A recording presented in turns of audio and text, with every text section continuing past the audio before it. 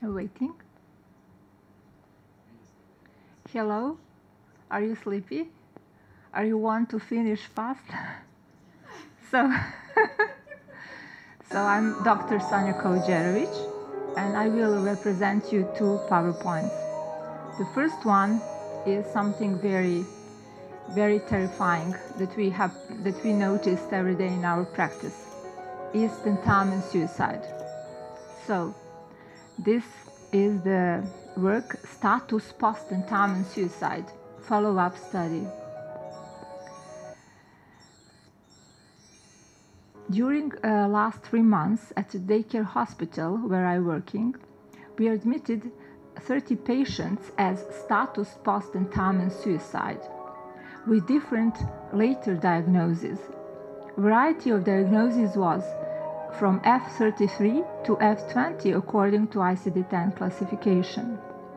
Variety of committing suicide in Serbia were self-cutting, combination of drugs and alcohol, drinking dangerous liquids such as detergents, varicines, acids, and as rare as jumping from the famous Belgrade bridges, Branko Bridge and Gazela Bridge, a very dangerous one, asphyxia very frequently, unfortunately, using ropes. Economic problems among all patients noticed, but more among depression patients. They obviously survived, but needed urgent psychiatry help, surgeons, orthopedic, etc., etc. But after that, they had been admitted at daycare center. Our aim, or aims, were to tracing improvements in the mental state among suicidal patients after tentamen suicide.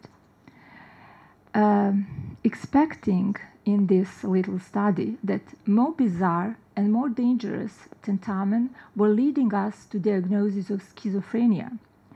So schizophrenia, dangerous and more bizarre tentamen, mostly jumping from bridges, putting head into a circular and survived.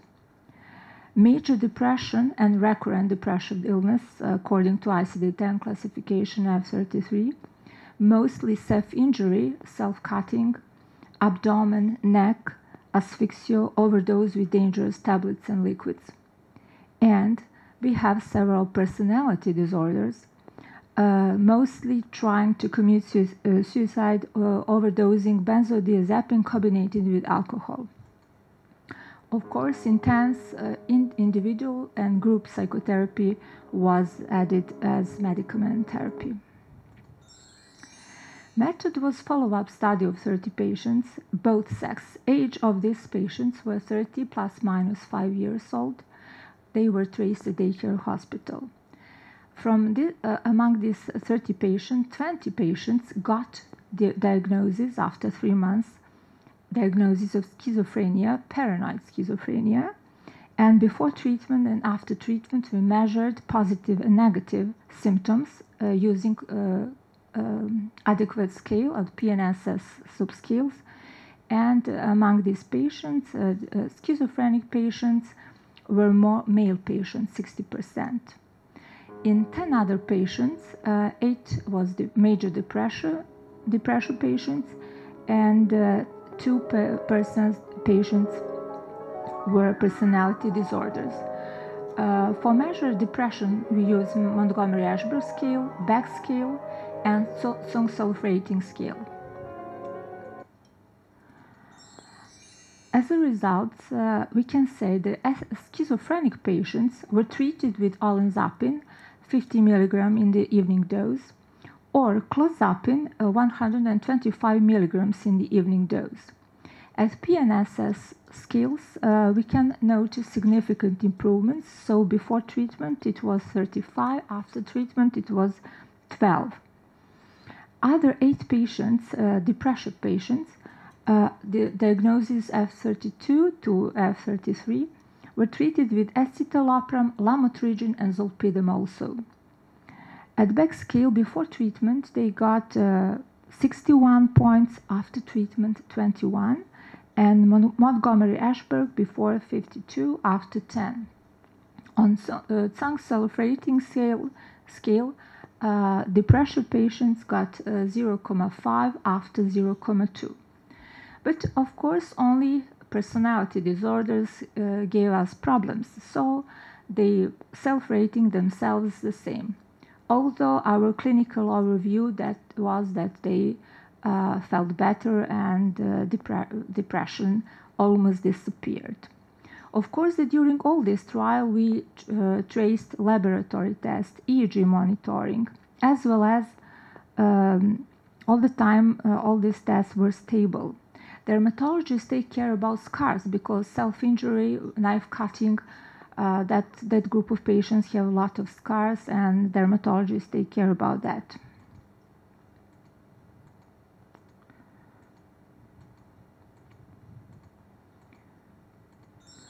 So, as a conclusion, as expected, the more bizarre tentamen suicide leading us to diagnosis of schizophrenic disease.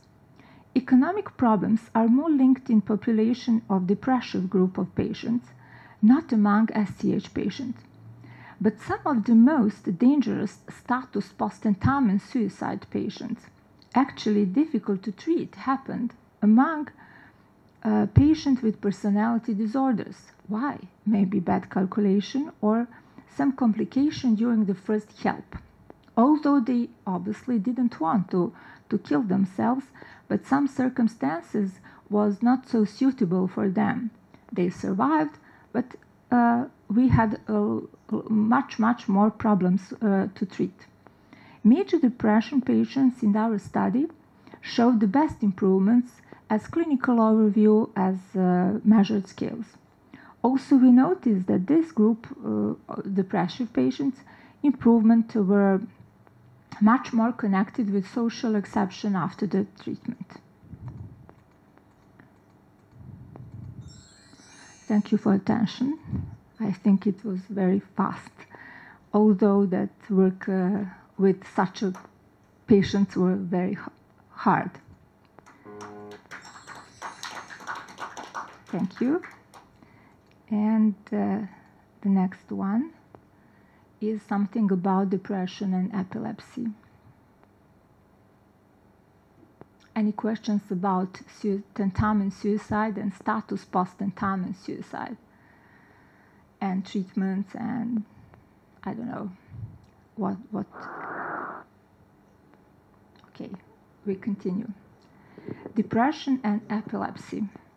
Choice of the most suitable therapy and strategy. Introduction is during the last year we treated also a lot of patients, but 30 patients we treated that have comorbidity, depression and epilepsy. Age of this group population of patients was 45 plus minus 5 and mostly women, 78% were women. All women patients had been already hospitalized after tentamen suicide, mostly with using some tablets. And after the first help, they had been admitted in daycare center. In 80% of them showed hereditary epilepsy. Diagnosis was F33 according to ICD-10 classification, and neurological diagnosis G40. It means epilepsy. The type of seizures mostly was grand mal seizures, 60%, and other have partial seizures with secondary generalization. It was former mentioned like temporal epilepsy. They came with therapy, carbamazepine and valproate acid. All the time during this follow-up study, we controlled EEG, we measured saturation of all therapy levels in the blood, and we also use Montgomery-Ashburn back scale and Tsang self-rating scale to measure the improvements. And of course, all the time levels of medicaments and saturation. Our aim was obviously to choose the most suitable antidepressant therapy among this population of comorbidity patients in order to solve effective problems as well as epilepsy and reduce episeizures.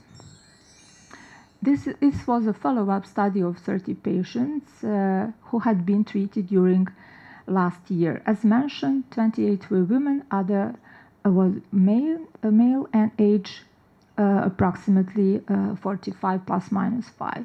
They had been epilepsy and G40 according to ICD-10, mostly grand mal as I mentioned, and other have partial nocturne epi with secondary generalization. Depression major F32 to recurrent F33 had appeared in last 10 years. So this question, this sentence actually didn't mean comorbidity, but signs and symptoms was not noticeable by neurologists before. So we gave them diagnosis of depression in last 10 years when they appeared to us. But before, they didn't notice only neurologists didn't notice severe depression and didn't treat them like that. The choice of antidepressant and hypnotic. We started, if we talk about antidepressant, with escitalopram, 5 milligrams in the morning dose, and that dose is increasing during 3 months to 15 milligrams in the morning dose. We also tried with venlafaxine, but venlafaxine had rare side effects about hypersensitivity of skin.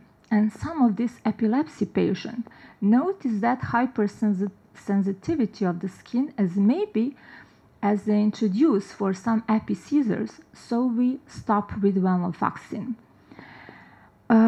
For hypnotic and antipsychotic because of psychotic depression. First, as a hypnotic, we started with midazolam, 50 milligrams in the evening dose, because you know midazolam is also very good for reduced epilepsy, especially if you give patient intravenously. Psychotic patient needed more therapy, so our first choice was olanzapine, 5 milligrams in the evening dose. But olanzapine 5 milligrams in the evening dose didn't solve resistant insomnia, severe insomnia, and suicidality. So 3 patients got clozapine, 25 milligrams in the evening dose. They used to use this medicaments because before they were prescribed clozapine, but later problems appeared during our treatment. What about clozapine? Everybody knows that clozapine has big leukopenia risk, but maybe a lot of psychiatrists didn't know so much that clozapine has epilepsy risk, even in such a little dose as 25 milligrams in the evening. So in this little study, this group of psychotic depression patients with epilepsy, with resistant and severe insomnia, they didn't have episeizures with 25 milligrams, but on EEG monitoring, that was very bad EEG, so we have to switch the therapy to olanzapine 10 milligrams in the evening dose plus diazepam 20 milligrams. That this is the therapy only for that psychotic depressive patients with epilepsy. Saturation of anti-epi therapy, of course, everybody knows that we have to measure levels of them. With valproic acid, we didn't have so much problems, but the dose was 1,000 to 1,050 milligrams per day, and only several patients didn't have the good saturation when we checked the saturation. And it was because they avoid night dose. It's a daycare hospital, so they go home. So we use Mars adherence compliance scale, and we noticed that. So after all, that was handled. What to talk about carbamazepine? The group of patients who have temporal epilepsy, that's the old-fashioned term for that kind of epilepsy, actually partial seizures for secondary generalization, we trace saturation of carbamazepine in serum, of course.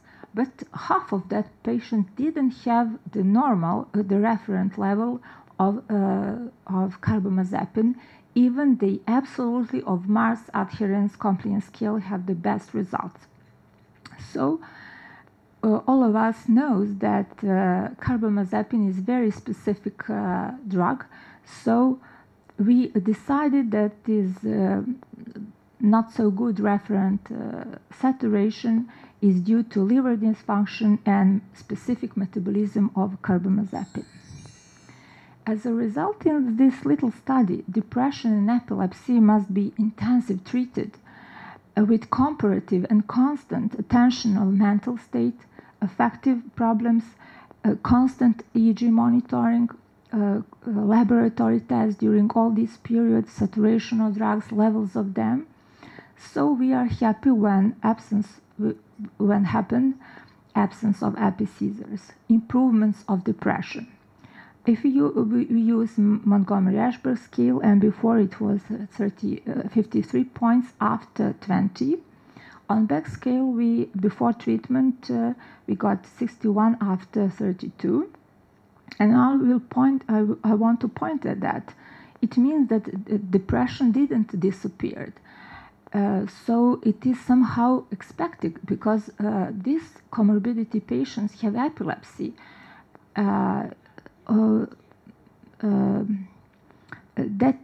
If you have epilepsy and it means that during all your life you will have to use medication. So even the best antidepressive treatment and you couldn't vanish depression. So that scales obviously, and these points 20 or 32 on Beck scale just notice that even still little depression are observed. Stable EEG is possible, and combination of escitalopram, valproate acid, carbamazepine, diazepam, and olanzapine, if is psychotic, is the most suitable therapy. But in a conclusion, in this little study, escitalopram as antidepressive, a drug choice, and absolutely avoiding clozapine as medicament is the most important conclusion. Some patients, I have to point it, used to use clozapine for severe insomnia and suicidality, despite their old habits and prescription or doctors before, and at last high risk of episeizures, EEG abnormalities, pathological laboratory are reasons for avoiding clozapine. So, valproate acid in combination with escitalopram, diazepam, and if necessary, olanzapine were the most suitable therapy. Thank you for attention.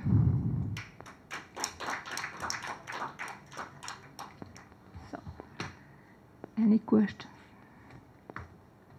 Lot of medicaments, lot of levels, measures.